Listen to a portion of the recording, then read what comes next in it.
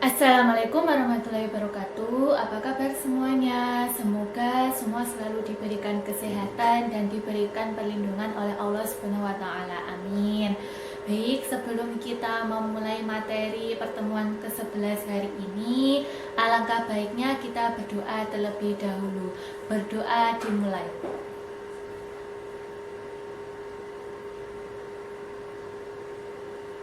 Berdoa selesai.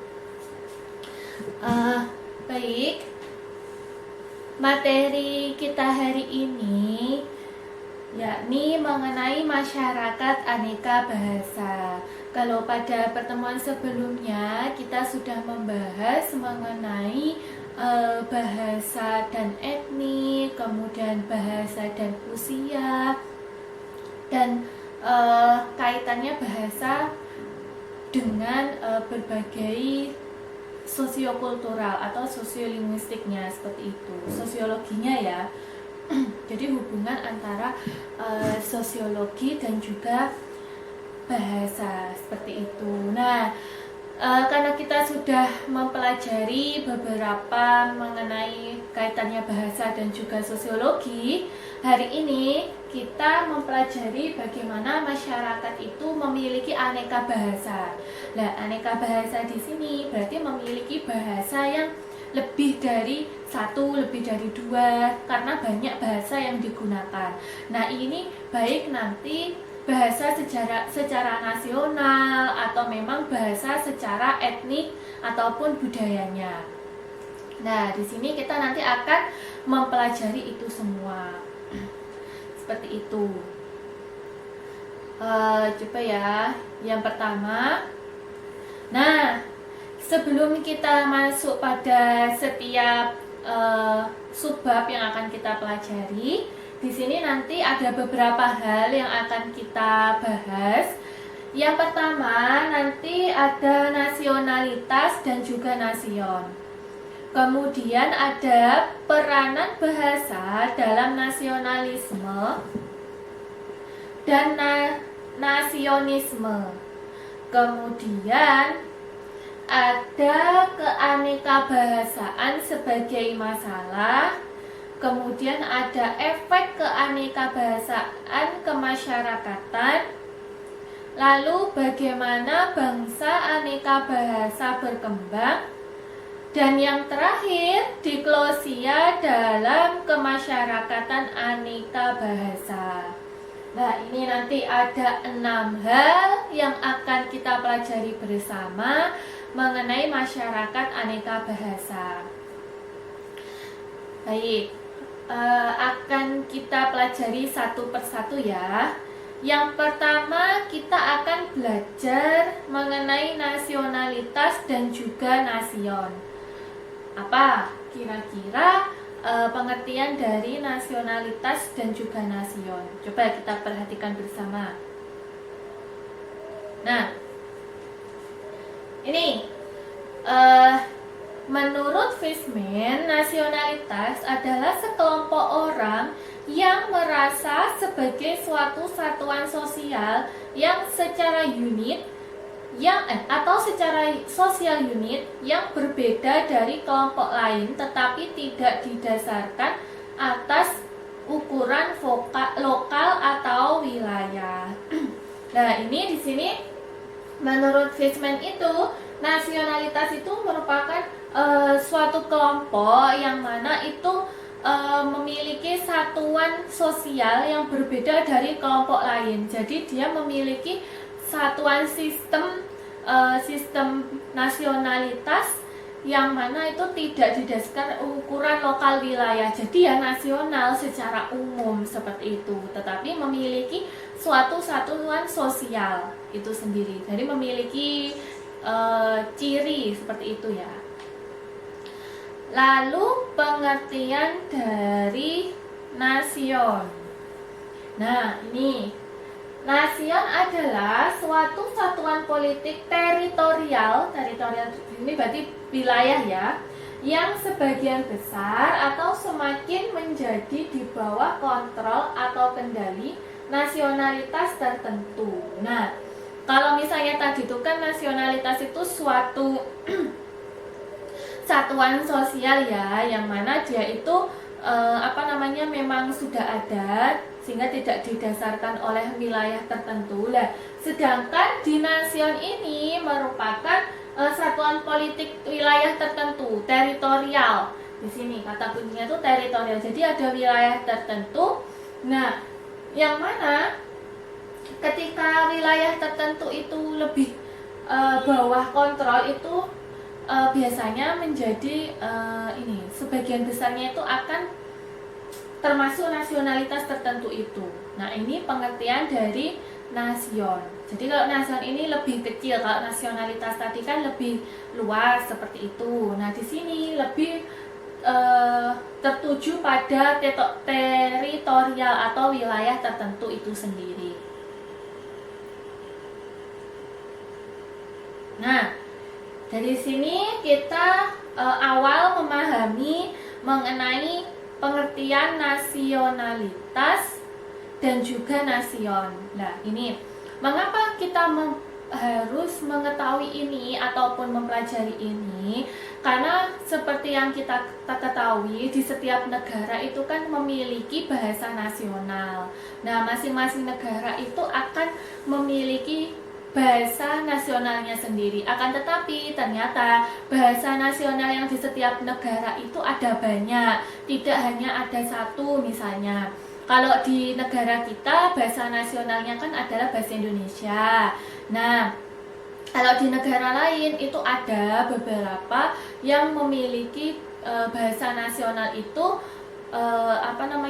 selain bahasanya sendiri, dia itu juga memiliki bahasa nasional yang lain, yang mana itu cangkupannya lebih kecil. Mengapa di sini ada pengertian dari nasion ini? Karena ini merupakan satuan politik teritorial tertentu itu tadi. Ternyata di negara lain itu ada juga yang memiliki bahasa yang ditujukan atau berdasarkan daerah tertentu, wilayah tertentu itu tadi. Nah, itu tujuannya apa? Ya, mereka memiliki tujuannya masing-masing, entah itu untuk ekonomi, perdagangan, politik, ataupun memang etnik, budaya dari negara itu sendiri. Nah, itu nanti akan ada faktor banyak sekali yang mempengaruhi mengapa di suatu negara itu memiliki aneka bahasa.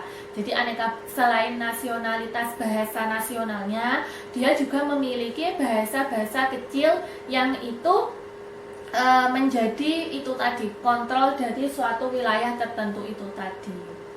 Seperti itu ya. Mengapa kita harus memahami istilah ini di awal, tujuannya itu tadi.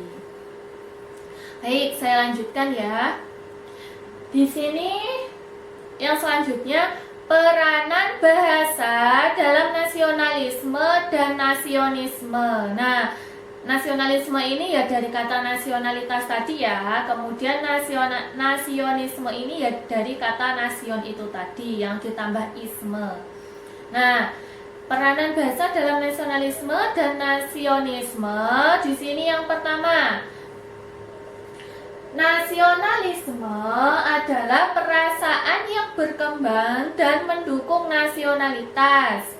Menurut Fishman, peranan bahasa dalam nasionalisme sebagai rantai penghubung antara kejayaan masa lampau dan keotentikan. Nah, ini tadi saya katakan toh, nasionalisme ini ya tadi masuk di dalam nasionalitas. Jadi kalau nasionalitas itu kan umum ya, sehingga di sini menurut Fishman peranan bahasa itu dalam nasionalisme itu sebagai rantai penghubung. Nah, rantai penghubung baik itu misalnya kejayaan pada masa lampau dan juga keotentikan dari suatu bahasa yang ada di negara itu. Jadi sebagai rantai penghubungnya itu tadi. Nah, itu peranan nasionalisme di sini ya, sebagai itu tadi rantai penghubungnya. Karena kalau kita lihat tadi pengertian di awal, nasionalitas itu kan lebih luas ya, lebih umum, sehingga di sini sebagai rantai penghubungnya. Itu apabila kita hubungkan dengan peranan bahasa dalam nasionalisme. Kemudian, bagaimana peranan bahasa dalam nasionisme? Perhatikan. Oh, ini sebentar, saya lanjutkan dulu. Ada pengertian lain oleh Garvin dan Mathiot 1956 disebut sebagai fungsi menyatukan dan sekaligus memisah. Nah, ini jadi rantai penghubung di sini bisa jadi rantai untuk memfungsikan menyatukan, atau rantai itu bisa jadi tidak menghubungkan, sehingga bisa saja malah sebaliknya, yakni memisahkan itu tadi. Ini pengertian dari Garvin. Jadi pada intinya nasionalisme ini lebih ke ini bentuk penghubung seperti itu ya, antara bahasa-bahasa yang ada di setiap negara itu. Karena kan ada bahasa lain selain bahasa nasional yang dia gunakan di negara itu. Seperti itu. Nah, ini yang saya katakan, kita masuk pada nasionisme. Nasionisme di sini lebih mengacu pada masalah-masalah kekuasaan yang pragmatik atau nyata. Menurut Fishman, nasionisme ada dua masalah, yaitu bidang administrasi, pemerintahan, dan pendidikan. Nah, nasionisme tadi kan, mengapa saya katakan tadi kata kuncinya itu ada teritorial, wilayah tertentu. Nah, itu kenapa? Karena di situ di sini mengacu pada masalah-masalah nyata yang ada di wilayah tertentu itu. Kira-kira masalah apa saja yang terjadi? Nah, ketika seperti itu, di sini ditemukan ada dua masalah, yakni masalah administrasi pemerintahan dan juga pendidikan. Nah, itu masalah yang secara umum, yang mana itu berkaitan dengan bahasa yang digunakan itu tadi. Jadi bahasa yang digunakan di dalam teritorial atau wilayah tertentu itu sendiri. Nah, kalau bidang administrasi pemerintahan di sini sangat banyak sekali ya. Misalnya pemerintahan dalam bidang ekonomi, politik, kemudian kesehatan, lalu masih banyak hal yang lainnya ya. Nah, itu masuk administrasi pemerintahan. Kalau pendidikan ya memang pada dunia pendidikan di sini. Nah, kemudian kedua masalah ini ya mengenai bidang administrasi pemerintahan di sini. Lah, ini merupakan proses memerintah itu memerlukan komunikasi. Nah, jadi mengapa masalah ini muncul? Karena ini pada prosesnya bidang administrasi pemerintahan itu memerlukan sebuah komunikasi. Tadi saya katakan di sini kan ada banyak hal ya, ada politik, ekonomi, kesehatan, perdagangan dan lain sebagainya. Karena apa? Di dalam bidang administrasi pemerintahan ini akan memerlukan sebuah komunikasi. Nah, komunikasi di sini akan mempengaruhi jalannya bidang-bidang tertentu itu. Misalnya jalannya bidang ekonomi. Nah, di dalam bidang ekonomi di sini diperlukan adanya komunikasi. Nah, komunikasi itu bisa berupa memang bahasa yang sama atau ada bahasa lain, sehingga disebut sebagai adanya aneka bahasa dan juga eka bahasa. Kalau aneka itu kan ada banyak sekali bahasa, kalau eka bahasa itu kan menggunakan satu bahasa saja. Nah, apabila suatu negara itu menggunakan aneka bahasa misalnya, lah aneka bahasa di sini berarti ada banyak sekali yang digunakan bahasa untuk komunikasi. Misalnya dalam perdagangan ya. Nah, di Indonesia misalnya, karena kita melakukan ekspor di luar negeri, sehingga ada bahasa-bahasa yang masuk ke sini. Misalnya ada bahasa Tionghoa, katakanlah seperti itu. Nah, bahasa Tionghoa ini masuk karena barang yang dikirim atau katakanlah jual beli yang dilakukan di situ kan menggunakan bahasa-bahasa Tionghoa. Nah, sehingga di sini kita memiliki peran yang mana kita harus mampu menguasai bahasa Tionghoa, bahasa Mandarin, kemudian bahasa apa itu. Nah, itu kan tujuannya untuk jual beli perdagangan yang ada di bidang perdagangan. Nah, misalnya tuh seperti itu. Jadi adanya masuknya bahasa selain bahasa nasionalisme itu tadi. Nah, di sini sehingga muncul permasalahan seperti itu. Nah, ini apabila kita kaitkan masalah mengenai bidang administrasi pemerintahan. Nah, lalu bagaimana ketika masalah itu muncul di dalam dunia pendidikan? Itu sebagai bahasa itu sebagai suatu pengantar. Nah, pengantar apa? Pengantar untuk mengalihkan pengetahuan secara efisien kepada anak. Maksudnya seperti apa? Nah, ketika kita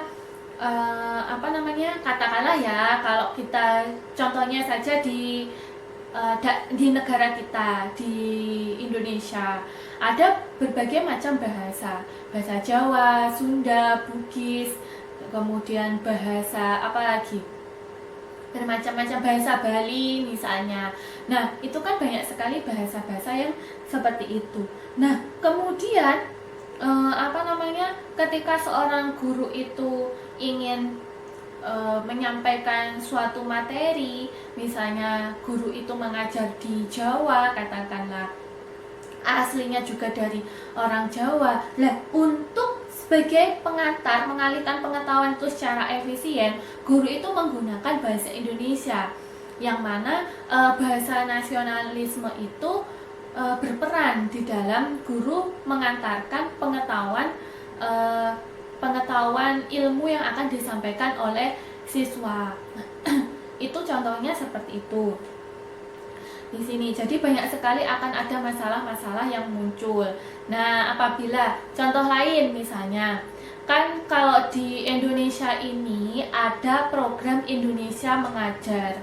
Lah, seperti ada pengalaman orang ketika mengikuti program Indonesia Mengajar ini, beliau itu diminta untuk mengajar di daerah pesisir, daerah-daerah pinggir seperti itu ya. Nah, pas waktu itu kebetulan diminta untuk mengajar di daerah katakanlah itu di Papua. Nah, di Papua itu kemudian untuk sebagai cara untuk memberikan pengetahuannya itu. Nah, di situ mencoba menggunakan bahasa nasional. Nah, tetapi ternyata di sana itu banyak sekali orang-orang yang di sana belum menggunakan bahasa nasional itu. Nah, itu di sini mengapa digunakan bahasa nasional sebagai suatu pengantar untuk mengalihkan pengetahuan secara efisien itu, agar orang bisa lebih mudah memahami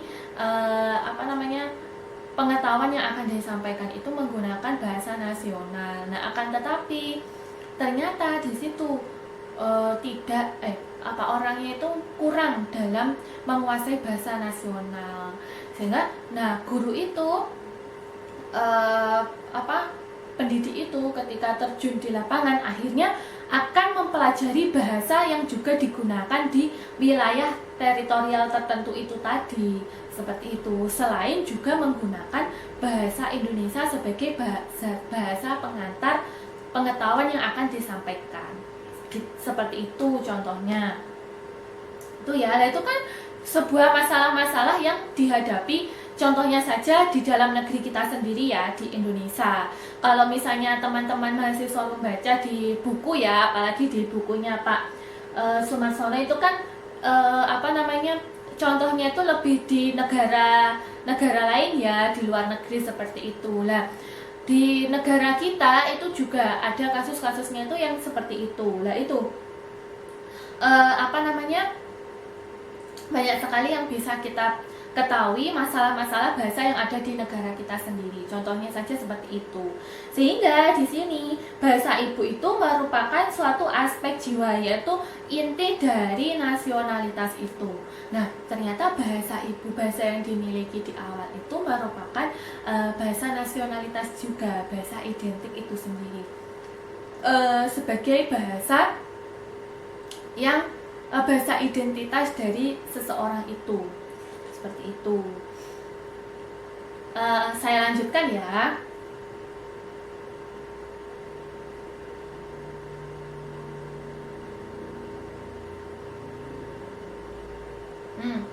Ini keanekabahasaan sebagai masalah. Kesulitan komunikasi dalam suatu negara dapat menjadi rintangan bagi kehidupan ekonomi dan industri serta gangguan sosial. Nah, ini tadi keanekabahasaan sebagai masalah. Ternyata adanya aneka bahasa karena ada banyaknya bahasa yang digunakan itu timbul sebagai masalah. Contohnya bagi kehidupan ekonomi dan industri, karena itu akan mengganggu sosial kultural yang ada di wilayah tertentu itu. Lah bagaimana kalau di dunia pendidikan? Ternyata juga ada. Contohnya tadi yang sudah saya jelaskan, ada program Indonesia Mengajar, kemudian diminta untuk mengajar di Papua. Ternyata di sana itu menggunakan aneka bahasa yang banyak sekali. Lah itu kan juga akan menimbulkan masalah-masalah apa? Ketika penerimaan pengetahuan yang diberikan oleh pendidik itu akan sulit seperti itu, karena bahasa yang digunakan itu beragam, aneka, apalagi di situ juga siswanya kesulitan dalam menggunakan bahasa nasionalnya. Nah, itu kan akan menimbulkan masalah-masalah dalam bahasa seperti itu. Kemudian saya lanjutkan. Kesulitan tersebut yang sering dialami oleh negara aneka bahasa. Masalah yang muncul ialah masalah pemilihan atau penyeleksian bahasa nasional. Nah, ini tadi.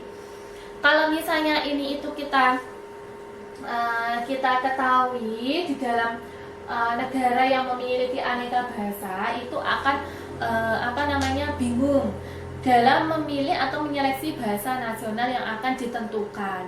Nah, apalagi di negara-negara maju, itu kan sangat banyak sekali bahasa-bahasa yang digunakan, sehingga masuklah ada kelompok tertentu masuk di dalam negara itu, masuk dalam kelompok yang memang sudah ada, kemudian membentuk bahasanya sendiri. Ada pula kelompok tertentu yang membentuk suatu kelompok etnik yang mana nanti dia juga menggunakan bahasanya sendiri. Lah ini kan akan membingungkan, kira-kira bahasa apa yang akan digunakan. Contohnya lagi kalau di negara di negara lain, misalnya ada bahasa Inggris yang digunakan. Nah, misalnya ada bahasa Inggris British seperti itu. Kemudian lah itu bagaimana nanti ketika ditentukan penyeleksiannya, menentukan bahasa nasional yang akan digunakan. Nah, itu contohnya di negara lain seperti itu.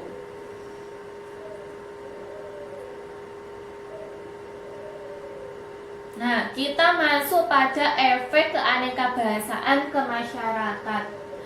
Nah, kalau tadi kan bagaimana masalahnya? Tadi ada masalah pemilihan dan penyeleksian bahasa nasional. Nah, di sini efek keanekabahasaan kemasyarakatan. Nah, pengertiannya, bangsa aneka bahasa mempunyai masalah-masalah yang tidak ada dalam bangsa eka bahasa. Nah, ini tadi sudah sempat saya singgung ya di awal mengenai eka bahasa. Mungkin kalau negara itu menggunakan eka bahasanya, menggunakan satu bahasa itu tidak akan sulit dibandingkan dengan aneka bahasa. Jadi negara yang memiliki bahasa yang banyak, nah itu masalahnya yang timbul pun antara aneka bahasa dan juga eka bahasa itu akan berbeda. Kalau aneka bahasa di sini akan lebih banyak masalah yang dihadapi, sedangkan di bangsa yang memiliki eka bahasa itu akan lebih sedikit potensi adanya masalah atau timbulnya masalah itu. Nah, kemungkinan bangsa eka bahasa itu bisa disebut bangsa beruntung. Efek semacam itu harus ditunjukkan melalui indikator tertentu. Nah, memang ada beberapa negara itu yang menggunakan eka bahasa, jadi hanya menggunakan satu bahasa saja. Nah, akan tetapi dalam penggunaan hanya satu bahasa itu adanya indikator-indikator tertentu yang nantinya indikatornya itu untuk menentukan negara itu akan menggunakan satu bahasa. Dan negara yang menggunakan satu bahasa ini, peluang adanya masalah itu sangat kecil, sehingga dikatakan negara yang menggunakan eka bahasa ini sangat beruntung karena timbulnya masalah itu peluangnya sangat kecil. Itu. Ya, saya lanjutkan. Seperti bangsa eka bahasa, dari segi ekonomi lebih baik dibandingkan bangsa aneka bahasa. Dan bangsa aneka bahasa dalam derajat keragaman bahasa lebih baik meskipun segi ekonomi berskala rendah. Nah, ini.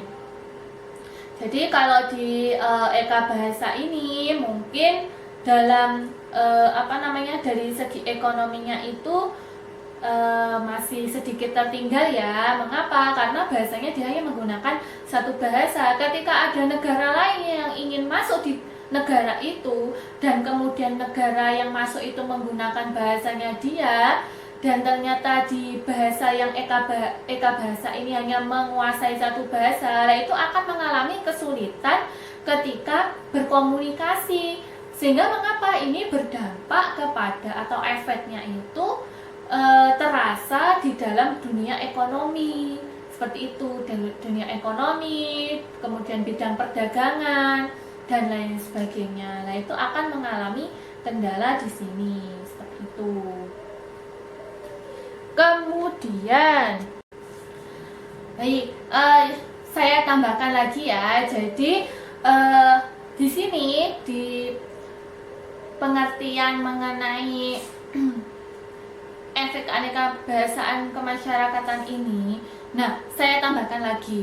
Jadi di dalam aneka bahasa ini yang hubungannya dengan nasionalitas, kemudian adanya hubungan juga dengan etnis. Nah, etnis tertentu misalnya. Nah, itu kan pasti ada di dalam satu daerah. Mengapa di sini ada dikatakan aneka bahasa dan juga eka bahasa? Karena ini berhubungan dengan prinsip apa? Prinsip nasionalitas dan juga prinsip etnisitas. Misalnya di dalam suatu wilayah tertentu itu dia sangat menerapkan adanya nasionalitas. Nah, nasionalitas di sini yaitu kuatnya kelompok itu mempertahankan dan menuntut penggunaan bahasa kelompok itu. Jadi apabila di situ ada prinsip nasionalitas di suatu wilayah tertentu, lah itu tujuannya untuk mempertahankan atau menuntut penggunaan bahasa kelompok itu. Mengapa tadi saya singgung juga ya, misalnya ada dari kelompok negara lain yang masuk, lah kemudian di di eka bahasa contohnya. Nah, di situ dari negara yang masuk karena dia memiliki prinsip nasionalitas, lah dia itu ingin mempertahankan bahasa yang ingin digunakan, bahasa yang dibawa itu, kemudian menuntut kelompok yang dia datangi itu untuk menggunakan bahasa yang sama. Misalnya seperti itu, contoh ketika tadi di Indonesia masuklah misalnya dari pedagang yang etnis atau budaya Tionghoa, masuklah ke sini, masuk ke Indonesia untuk memperkenalkan produknya atau dagangannya itu tadi. Nah, dia menggunakan bahasa nasionalnya dia ke sini. Nah, ketika masuk di sini, mau tidak mau orang Indonesia ini dituntut untuk mengikuti bahasa yang digunakan oleh orang yang datang itu tadi.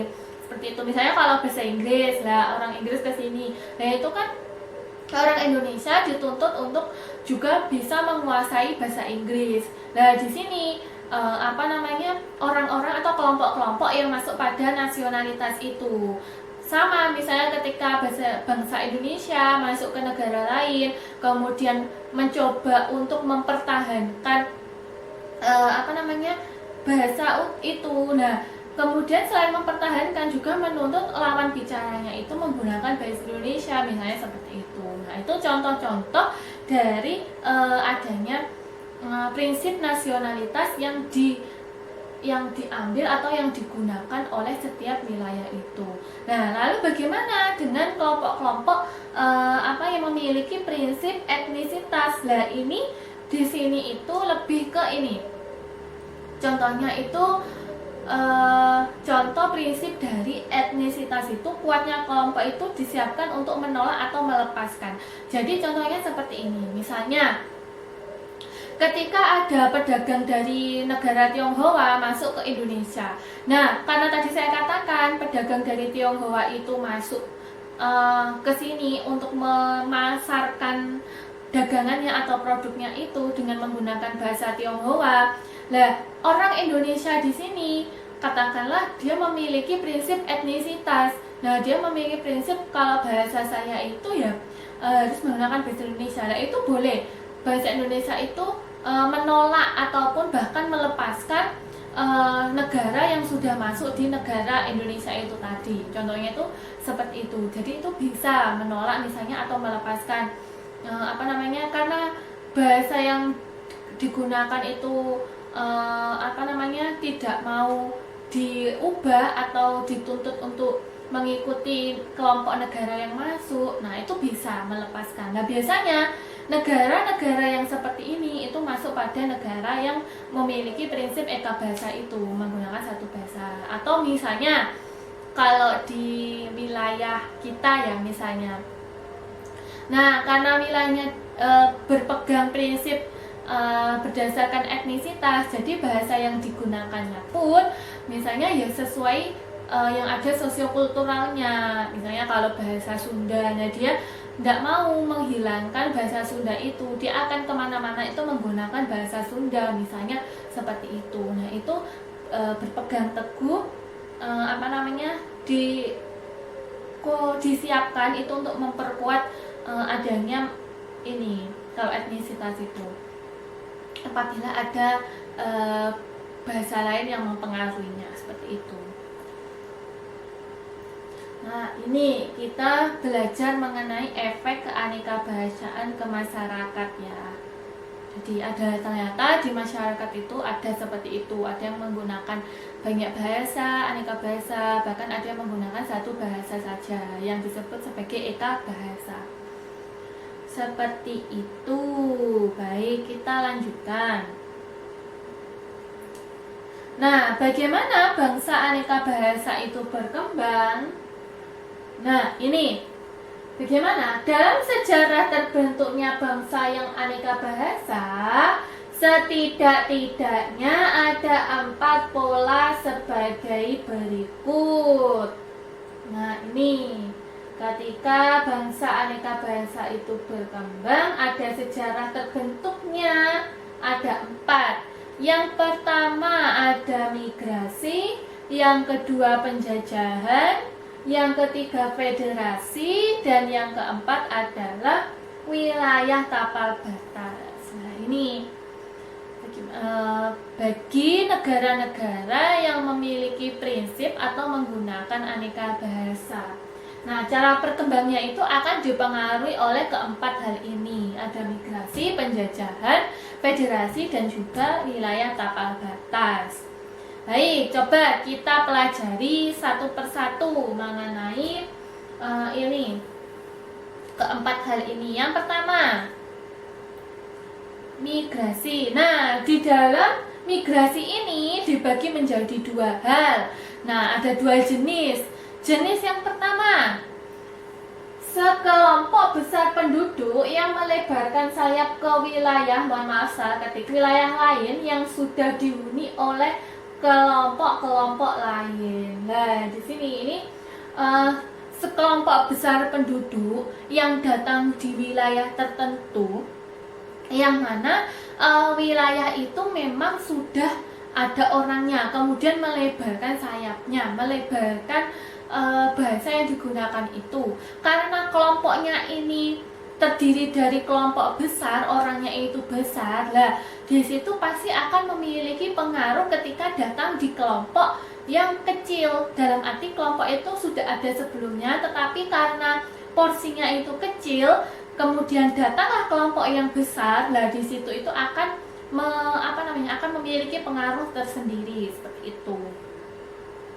Kemudian jenis yang kedua terjadi jika sejumlah kecil anggota etnik memasuki wilayah yang sudah di bawah kontrol nasionalitas lain. Nah, kalau di jenis yang kedua ini lebih kepada sejumlah kelompok etnik kecil yang dia itu masuk kepada wilayah atau negara yang sudah terkontrol oleh nasionalitas tadi. Nah, kalau kelompok sejumlah anggota etnik ini kan yang tadi saya jelaskan toh, dia itu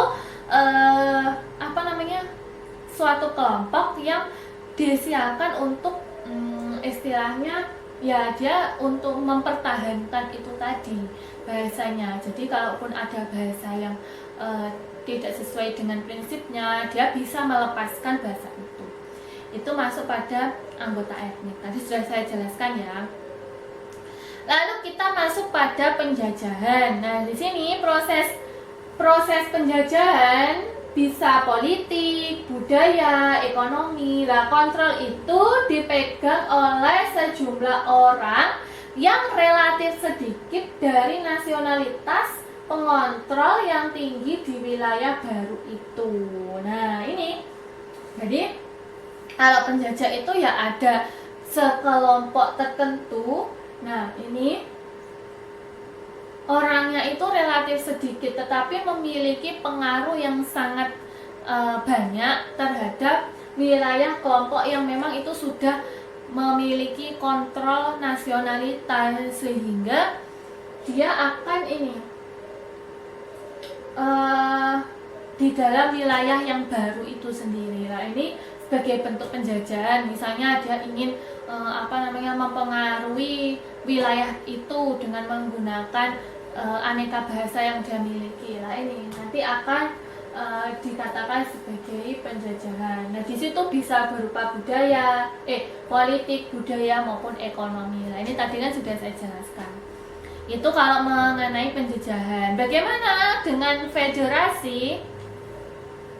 Nah, ini kalau federasi, yakni penyatuan berbagai etnik atau nasionalitas di bawah kontrol politik satu negara. Nah, ini kalau di sini itu lebih ke penyatuan, yang mana itu malah ini kontrol politik. Jadi politik yang berkuasa di sini untuk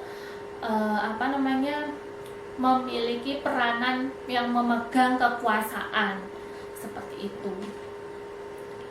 Lalu ada yang terakhir itu wilayah tapal batas. Nah, ini kalau wilayah tapal batas ini membicarakan. Nah, kalau di setiap negara itu kan pasti akan ada wilayah perbatasan. Contohnya kalau kita itu misalnya ada di Kalimantan, kemudian ada di mana lagi? Ada banyak ya. Nah, misalnya di situ ada perbatasan antara negara Indonesia dan negara Malaysia, ada kan yang seperti itu. Nah, itu tuh di sini juga ternyata berpengaruh terhadap berkembangnya aneka bahasa. Mengapa? Karena di situ memiliki akibat tertentu, yakni di perbatasan bisa jadi ada penduduk yang menjadi warga negara A, tetapi dalam sosiokulturalnya itu menjadi warga negara B.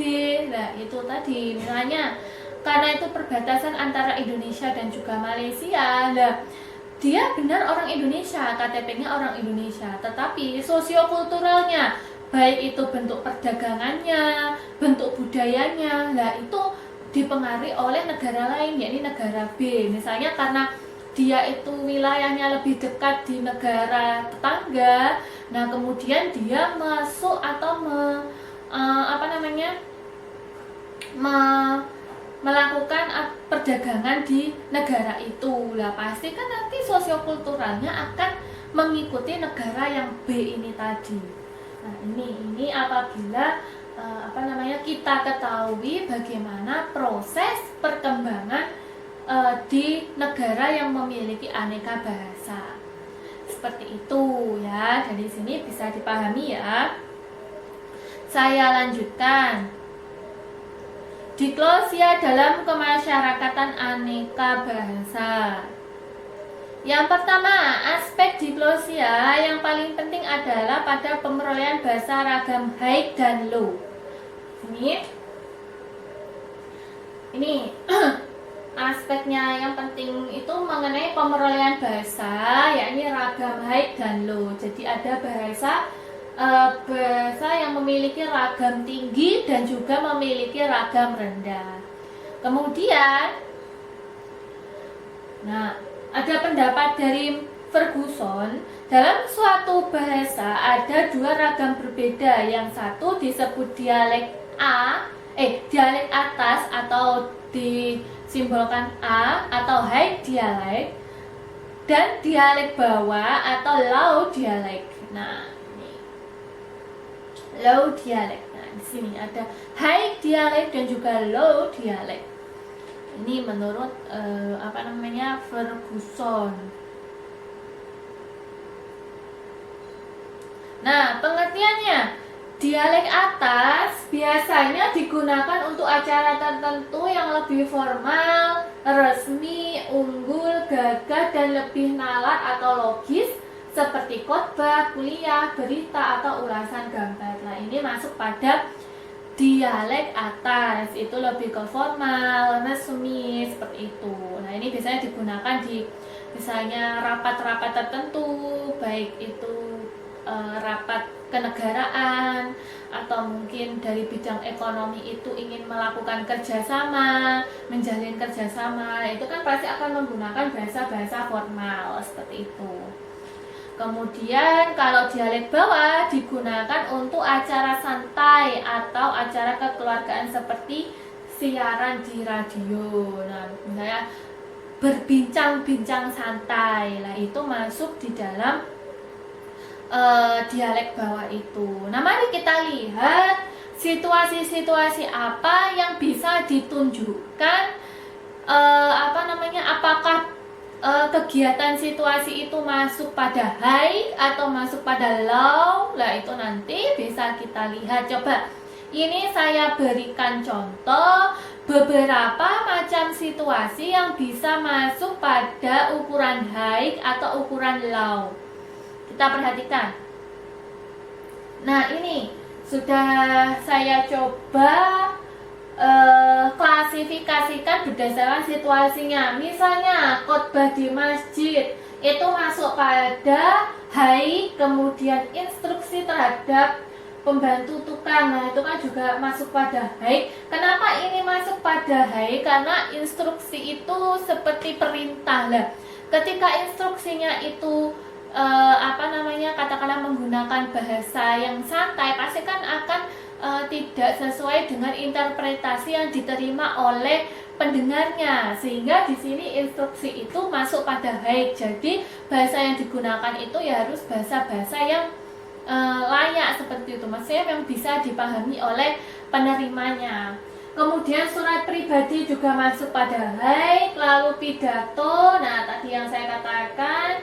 Kemudian percakapan dengan teman, keluarga, dan rekan kerja. Nah, kalau percakapan ini kan ya percakapan antara kedua belah pihak. Kalau misalnya kayak saya katakan tadi, misalnya santai-santai dengan keluarga, lah itu bergantung dengan situasinya. Misalnya ya kalau konteksnya itu ya santai di depan TV, itu masuk pada low, karena kadang bahasa yang digunakan ya hanya sedikit, kemudian juga bahasa sehari-hari lah. Kalau percakapan ini karena ada dua belah pihak, yang mana itu percakapannya itu lebih ke formal seperti itu. Baik keluarga di sini ya dengan misalnya dengan saudaranya, saudara yang lebih tua misalnya. Nah, ini mengapa di situ masuk pada high.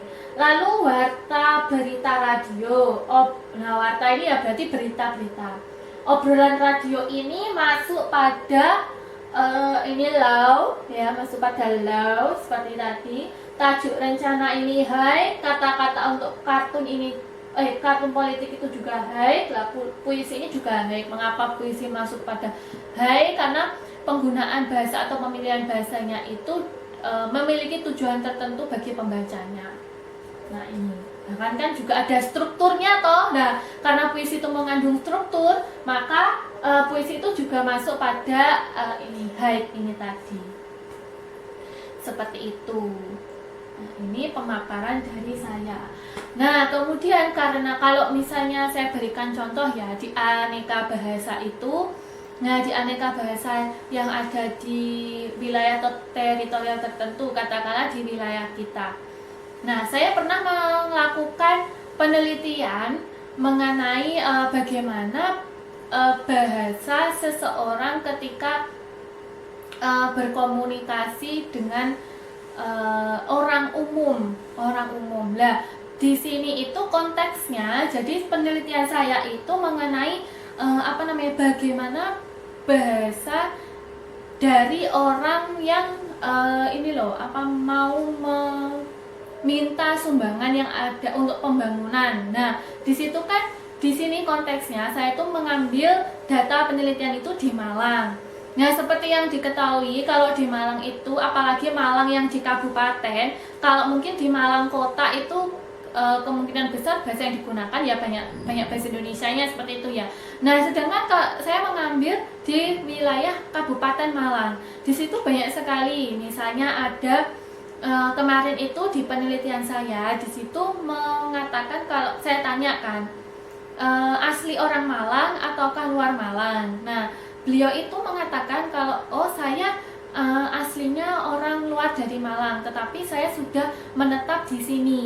Oh begitu. Nah, ketika menetap di sini itu sudah berapa lama? Ternyata sudah hampir puluhan tahun.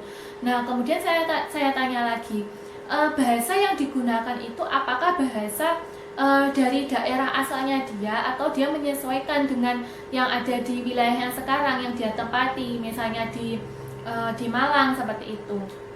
Kemudian dia menjawab, saya ya menggunakan kadang-kadang menggunakan bahasa yang ada di Malang. Kemudian saya juga menggunakan bahasa asal saya. Nah, kebetulan dia itu asalnya dari Madura yang kemudian mencoba untuk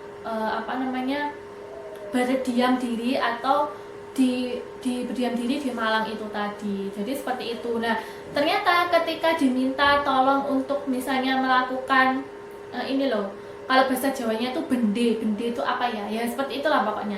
Nah, bende memberikan pengumuman, misalnya pengumuman kalau di sini tuh ada pembangunan masjid. Nah, minta sedekahnya. Nah, di situ tuh ketika berbicara, nah dia itu terkadang menggunakan bahasa Indonesia, terkadang menggunakan bahasa Jawa yang dia tempati, kemudian terkadang menggunakan bahasa yang ada di Malang. Nah, itu kemudian di sela-selanya juga menggunakan bahasa Maduranya dia.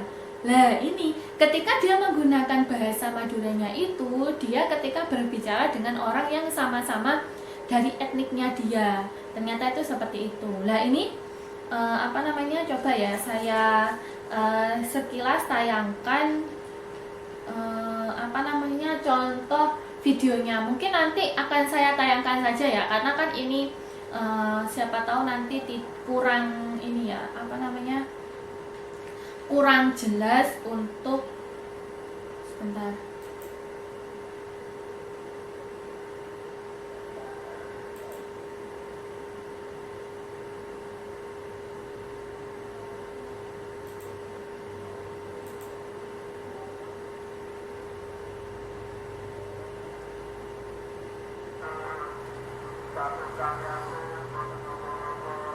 Nah, di sini itu ya saya jelaskan, mungkin kurang jelas ya. Nanti saya tayangkan saja videonya, saya tambahkan gitu ya di akhir. Nah, saya jelaskan di sini itu ada 2 orang. Nah, yang saya katakan orang yang asalnya dari Madura itu yang ini. Nah, yang ini tuh asli orang Malang. Nah, orang yang dari Madura ini, dia itu bahasa yang digunakan juga bahasa yang campuran. Kadang dia juga menggunakan bahasa Maduranya. Kemudian dari logatnya pun juga menggunakan logat seperti logat yang Madura seperti itu. Nah, nanti coba ya ketika video yang saya tayangkan, nanti coba kalian perhatikan perbandingan antara ketika bapak yang tadi melakukan pengumuman dengan bapak yang asalnya dari Madura itu tadi. Jadi pasti akan ada perbedaan itu. Nah itu kan apabila dalam suatu wilayah itu menggunakan aneka bahasa. Nah ini contoh apa namanya, kalau misalnya ini tuh di dalam di dalam sekitar wilayah kita saja ya. Ini saya melakukan penelitian ini saya sendiri yang mengambil videonya. Seperti nanti bisa diperhatikan ya, contohnya ini nanti akan saya letakkan di akhir video ini. Begitu.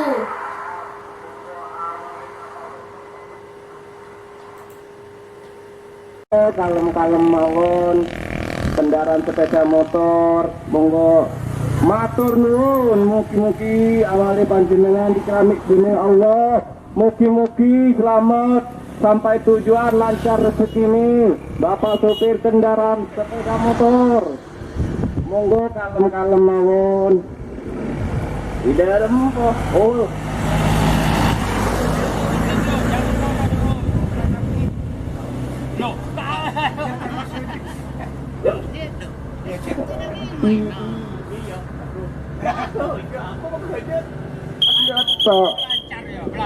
Oh iya tak.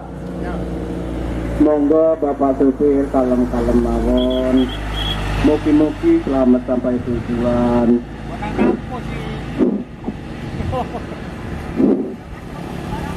Pokok depan. Pelan-pelan mawon Bapak supir kendaraan sepeda motor. Monggo amali 100 kali 100 nggih boten napa-napa. Sing penting panjenengan ikhlas. Alhamdulillah. Matur nuwun kesalemane Bapak supir kendaraan sepeda motor. Mugi-mugi selamat sampai tujuan sedaya.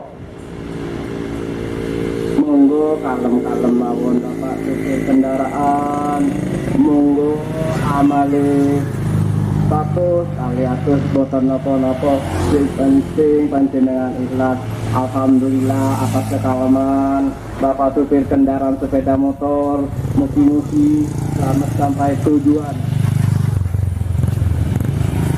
Alhamdulillah, matur nuwun kekalamane. Mugi-mugi selamat sampai tujuan sedaya. Monggo Bapak supir amale 100 kali 100 yuk boten napa-napa. Sing penting panjenengan ikhlas.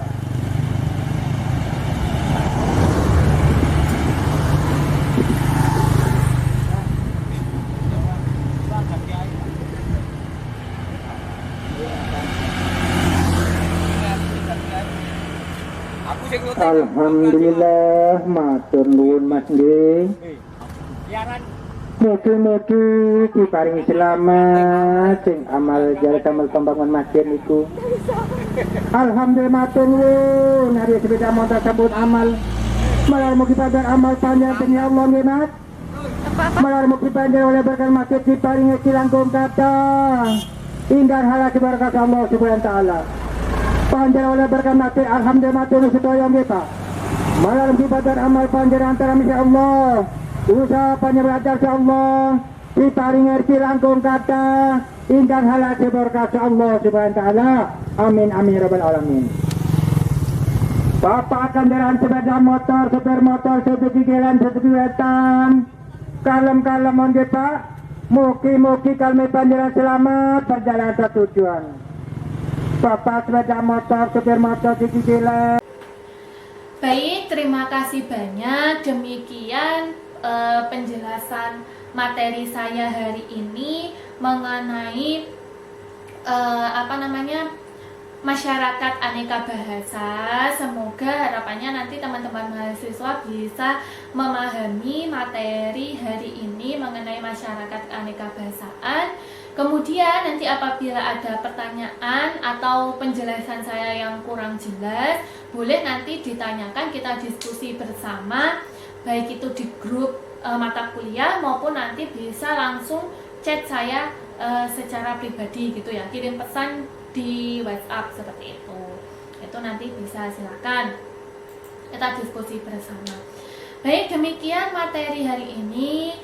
terima kasih banyak. Mohon maaf apabila ada salah kata maupun perbuatan dari saya. Saya akhiri, wabillahi taufik wal hidayah. Wassalamualaikum warahmatullahi wabarakatuh.